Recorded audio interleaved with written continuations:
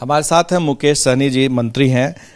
अजय निषाद हैं सांसद, जो लगातार बयान दे रहे हैं और वो ये बता रहे हैं कि मुकेश सहनी जो है वो अनुकंपा के आधार पर मंत्री हैं। ठीक है, देखिए दरअसल जो अजय निषाद जी जो बोल रहे हैं वो खुद की भाषा नहीं बोल रहे हैं, वो उसके पर्दे के पीछे हमें पूरा पता है कि भारतीय जनता पार्टी के कहने पे वो भोंक रहे हैं। भारतीय जनता पार्टी बोल रहे भोंकिए तो भोंक रहे हैं, वो बोलेंगे चुप रहने के लिए तो चुप रहेंगे। भारतीय जनता पार्टी में कौन लोग बोल रहे हैं वो मुझे नहीं मालूम है, लेकिन वो पार्टी के स्तर से ही बोल रहे हैं।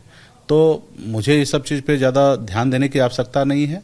हाँ, इस बात से थोड़ा तकलीफ है कि हमारे समाज का बेटा वो हमारे बारे में बोल रहे हैं।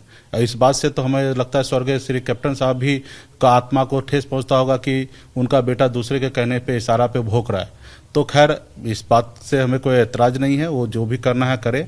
आज हम लोग गरीब पिछड़ा का मल्लाह का बेटा है, जितना चाहे उतना भारतीय जनता पार्टी गाली दिलवाए, मार खिलाए, जो करना है वो करे, हमें कोई एतराज़ नहीं है। हमें पता है कि हम संघर्ष करने वाले लोग हैं, संघर्ष करके यहाँ तक आए हैं और आने वाले समय में भी संघर्ष करके जो हमारी लक्ष्य है कि निषाद समाज को आरक्षण दिलाना, वो आरक्षण दिला के रहेंगे। इसका कनेक्शन यूपी चुनाव से तो नहीं है, क्योंकि आप यूपी में ताल ठोक रहे हैं?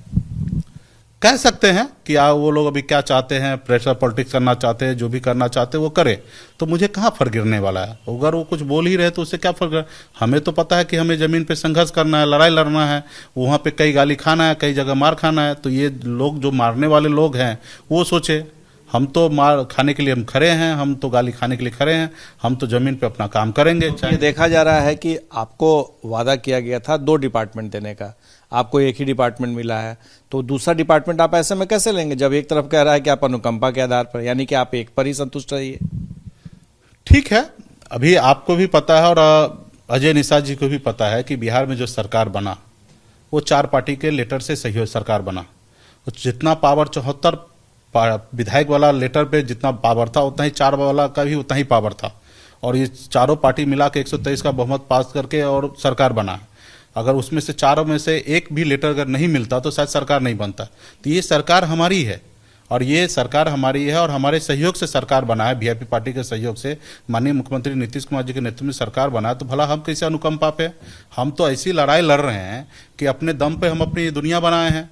आपका तो विरासत में आपको राजनीति मिला है और उसको भी आप संभाल नहीं पा रहे हैं, तो भला कुछ लोग बोल नहीं रहे हैं, बोलवा रहे हैं। पर सवाल ये उठता है कि मुसाफिर पासवान जी, जिनका कि अभी हाल में निधन हुआ है, वो सीट, बोचहा सीट तो आपके कोटे में था, आपके खाते में था, तो वो कह रहे हैं कि भाई ये अब बीजेपी को मिलनी चाहिए। तो कहीं ऐसा तो नहीं कि आपका पर कतरने की कोशिश है? नहीं, मुझे कोई फर्क नहीं गिरता है। और किसी को अगर लगता है कि गठबंधन तोड़ना है तो खुद तोड़ ले, और मुझे ये सब चीज़ का कोई बताए नहीं कि ये सीट है। वो सीट वीआईपी का है, वीआईपी मजबूती से वहाँ चुनाव लड़ेगा। और आपको पहले भी आपने देखा होगा कि 19 में भी हम यूपीए में थे तो कैसे हम अपने कंडीशन पे चुनाव लड़ते थे। वहाँ पे भी अगर गठबंधन में बात तो नहीं हुआ तो हम अकेले चुनाव लड़े और अपनी ताकत को दिखाएं। तो वो सीट हमारा है, वहाँ पर तो कोई किंतु परंतु नहीं। कुछ लोग अपने मन से भोंक रहे हैं, भुगवा रहे हैं, तो मुझे उसका परवाह नहीं। वहाँ पर वीआईपी पार्टी का कोई समझौता नहीं, उस सीट पर बात ही नहीं किसी का है। और मुझे लगता है कि इतना भी ना समझ नहीं है हमारे गठबंधन में लोग कि वो सीट पे कोई दूसरे पार्टी क्लेम करेंगे। अभी हाल फिलहाल में आपने देखा कि एनडीए में 2 सीट पे चुनाव हुआ और माननीय मुख्यमंत्री श्री नीतीश कुमार जी के जेडीयू के दोनों सीट थे और उस पर पूरे एनडीए मजबूती से दमखम लगा। कहीं ऐसा तो नहीं आपकी पीठ पीछे जो पार्टी खेल कर रही है, क्योंकि आप विधान परिषद में हैं और आपके लिए सिर्फ 2 साल वाला दिया गया है विधान परिषद में, और दूसरी तरफ 4 विधायक जो हैं वो विधानसभा में हैं, आप विधानसभा में नहीं हैं, तो इस गफलत का कुछ फायदा? नहीं, देखिए अब देखिए कौन क्या करेगा मुझे नहीं पता है। हम संघर्ष करने वाले हैं, गरीब मछुआरा का बेटा है, हमें पता है कि हमें जमीन पे संघर्ष करना और हम संघर्ष किए हैं, उसी की बदौलत यहाँ पे पहुंचा और आगे भी संघर्ष करेंगे। कौन लोग हमारे पीठ में कोई खंजर भोंकेंगे, कोई सीने में खंजर भोंके, मुझे उसका परवाह नहीं। जो लोग ने पीठ में खंजर भोंका उसका आपको तो आपने देख लिया 2020 में क्या हुआ।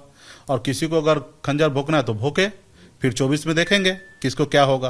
तो हम लोग संघर्ष करने वाले लोग हैं, संघर्ष करते रहेंगे। ये मैं बॉम्बे से मंत्री बनने के लिए नहीं आया था, इससे बेहतर जिंदगी में मुंबई में जी रहा था। उसको छोड़कर अपने लोगों के हक अधिकार के लिए लड़ाई लड़ने के लिए मैं बिहार में आया हूँ। तो मुझे ये सब चीज़ का परवाह बिल्कुल ही नहीं है।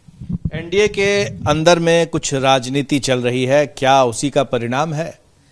क्या जिस तरह से वीआईपी के नेता मुकेश सहनी का प्रभाव दिनों दिन बढ़ता जा रहा है, उससे कुछ नेता घबराए हुए हैं, इस वजह से भी इनके पर कतरने की तैयारी तो नहीं हो रही है, ये आशंका है। और जिस बारे में मुकेश सहनी खुलकर कह रहे थे। हमारे सहयोगी शैलेश के साथ प्रकाश कुमार, एबीपी न्यूज, पटना।